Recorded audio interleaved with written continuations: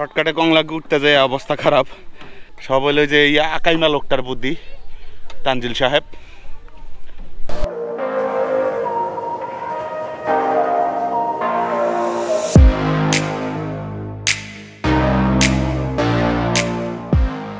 Good morning Sajek, সবার কি অবস্থা?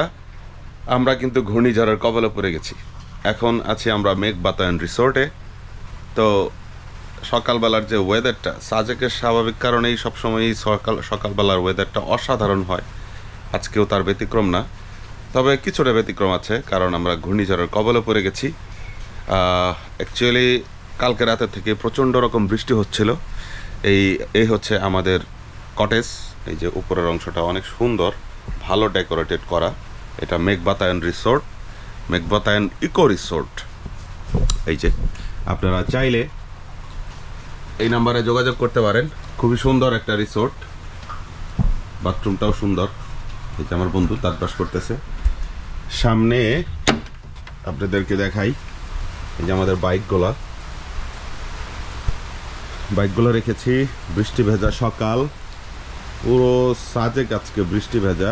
ইভেন আজকে আসলে পুরো বাংলাদেশটাই বৃষ্টিতে ভেজা, কারণ একটা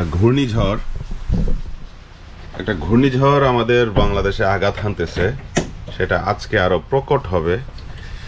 সো জানি না আজকে আটকে থাকবো না যেতে পারবো।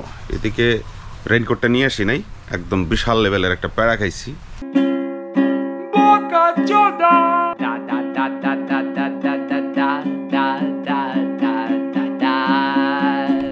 বাইরের ওয়েদারটা কি বলবো, বাইরে যেতে পারতেছি না, বৃষ্টি হচ্ছে।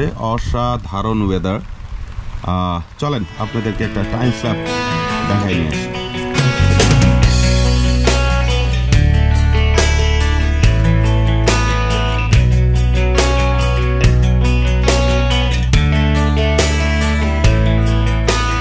টাইম স্ল্যাপটা আপনাদের কেমন লাগলো? আমরা রাতভর এখানে বসে বসে আড্ডা দিয়েছি। অসাধারণ একটা প্রকৃতি আসলে। সামনে পুরো হালকা হালকা মেঘে ঢেকে আছে, যেটা সকালবেলা একেবারেই ঘন কুয়াশার মতো মেঘ ঢেকেছিল। আমাদের বারান্দা পর্যন্ত, এখান পর্যন্ত ছিল, কিন্তু প্রচণ্ড বৃষ্টির কারণে আসলে বেরোইতে পারিনি। তো আশা করি ভিডিওটা আপনাদের ভালো লাগবে এবং ওয়েদারটাও আপনাদের ভালো লাগবে। মেঘ বাতায়ন এই ইকো রিসোর্ট থেকে আপনারা অসাধারণ প্রকৃতি উপভোগ করতে পারেন, আসতে পারেন, বেড়াতে পারেন। এবং রুম রেন্টটাও খুবই রিজনেবল প্রাইজের ভিতরে রয়েছে। 4,500 টাকা হলে আপনারা এরকম ডাবল বেডের রুম পেয়ে যাবেন। ফ্যাসিলিটিস বেশ ভালো, এবং এখানকার স্টাফদের আচার আচরণও খুবই ভালো, খুবই হেল্পফুল। তো দেখতে পাচ্ছেন, এই যে আমি এখনও ফ্রেশ হই নাই, চোখ টোক সব লাল হয়ে আছে। সেই লেভেলের একটা ঘুম দিছিলাম কম্বল গায়ে দিয়া। এখন একটু ফ্রেশ হব, তারপর দেখি, চিন্তা করি কি করা যায়। আজকে আমাদের অবশ্য আরও একটা স্পটে যাওয়ার কথা, যেতে পারবো কি না এখনও শিওর না, কারণ শুধু বৃষ্টি হলে একটা কথা ছিল, ঝড়ো হাওয়াও আছে, যেটা আস্তে আস্তে আরও বাড়বে। তো দোয়া করেন সবাই, যাতে আমরা যদি বের হই ভালোভাবে যেন থাকতে পারি এবং ভালোভাবে যেন বাড়ি পর্যন্ত ফিরতে পারি।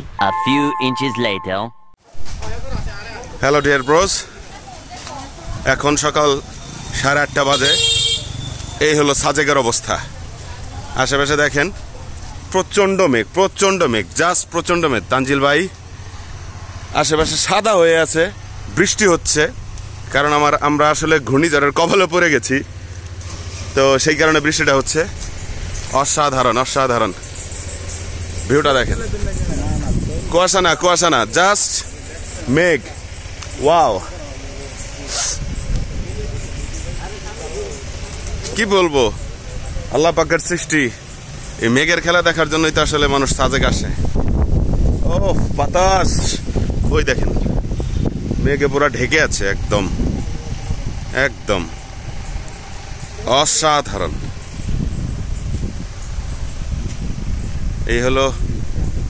এটা হচ্ছে সেই গোলঘর, আর্মিদের তত্ত্বাবধানে করা গোলঘর। আশেপাশে পরিবেশ দেখেন,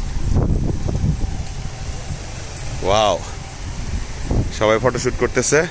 তানজিল ভাই, অনুভূতি কি বলেন? বিরাট অনুভূতি না? সেই এতক্ষণ কেন ভিতরে বসেছিলাম, এটা আসলে আমাদের সর্বোচ্চ লেভেলের বোকামি। আসলেই সাজেকে এসে যদি এই ওয়েদার আপনি না দেখেন, সাজেকে এর থেকে সুন্দর অপশন কি?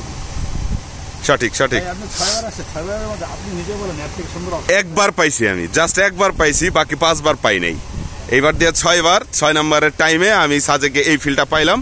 তবে তানজিল ভাই এখানে বলে রাখি আপনাদের, সেটা হচ্ছে যে আমি প্রথমবার যে এসে ওয়েদারটা পাইছিলাম সেটাও কিন্তু এত প্রকট ছিল না, যদিও আজকে মানে এই ঘূর্ণিঝড় টাইমের কারণে এটা একটু বেশি, হ্যাঁ।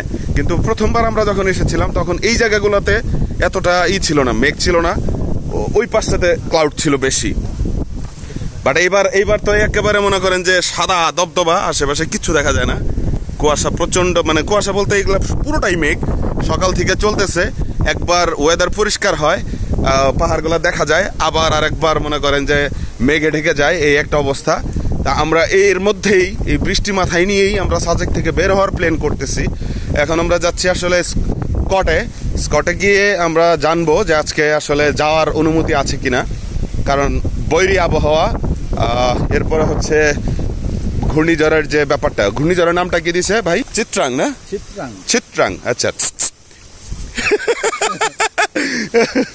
এখন আমরা স্কটে একটু ভাইদের সাথে কথা বলবো, দেখি আমরা বের হওয়ার পারমিশন পাই কিনা। ঘটনা ঘটে গেছে, একদম ঘটনা ঘটে গেছে। আমরা কিন্তু স্কটে অলরেডি টিকিট পাই গেছি।